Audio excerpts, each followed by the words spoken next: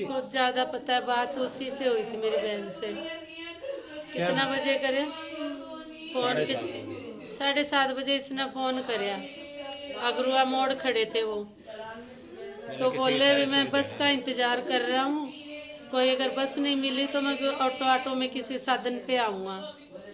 तो वो आगे साधन सुधन करके आए होगे कैसे भी।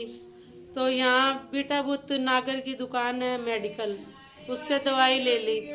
दवाई ले गए और ऑटो, उसी ऑटो में बैठ गए, पता नहीं वो था कि किसका था, लेकिन उसके साथ ही बैठ गए। उनके वो ऑटो वाला तो कहता है 10 रुपये मैं मांगता हूँ, 20 रुपये, और वो 10 रुपये दे रहे। ऐसा तो बंदा ही नहीं वो पैसे के लिए करता है। इतनी रात को अपने बच्चों के साथ आ रहा है लेके उनको लेने के लिए, तो वो ऐसे करेगा। तो उसी 12 क्वार्टर चौकी के पास ट्रांसफार्म है, गली अंधेरे की सी है, उसी में ले जाके उसने मार दिया। बहुत ज्यादा मारा है कि उसी जगह पे उसने दम तोड़ दिया। तो अब आप क्या कार्रवाई चाहते हैं? कार्रवाई तो मेरे को तो पता नहीं है। जांच वगैरह हो अच्छी तरह से? जांच अच्छी हो, अभी पोस्टमार्टम तो हुआ नहीं है। वो कहते हैं भी हम जांच पड़ताल करके सारा कुछ बताएंगे। तो इसका होना चाहिए। छोटे छोटे बच्चे हैं, अगर किसी को भी कोई मारता है घर तो उसका रुल जाता है।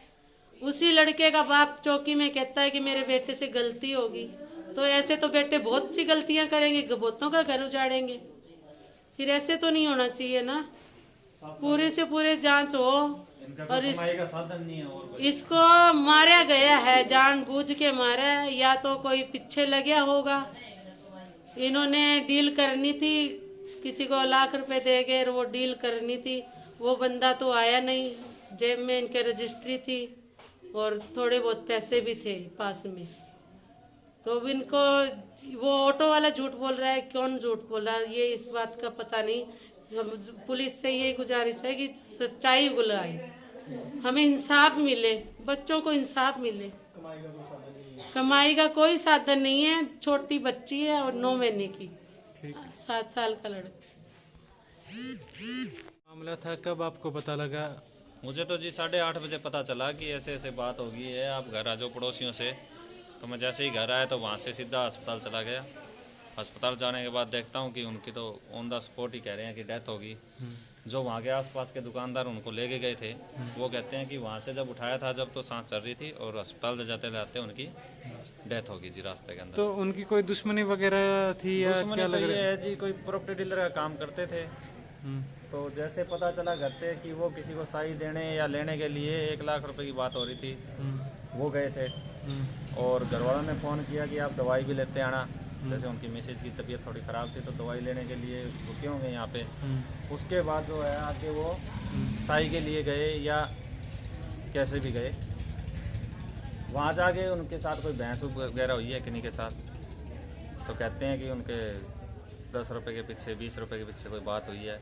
उसके बाद हमला उमला हुआ है।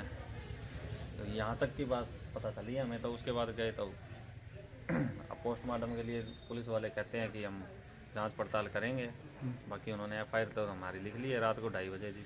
अभी जो अपराधी वो फरार है, जो जिन्होंने क्या फरार नहीं है, गिरफ्तार वो कर कह रहे लिया? हैं कि हमने गिरफ्तार कर रखा है। एक ही लड़का था, ई रिक्शा चालक एक ही लड़का था, वो हमने गिरफ्तार कर रखा है। किरसन नाम बताया जी, पृथ्वीराज उसके पिता का नाम बताया है। टिब्बा दाना शहर वाले का रहने वाला है।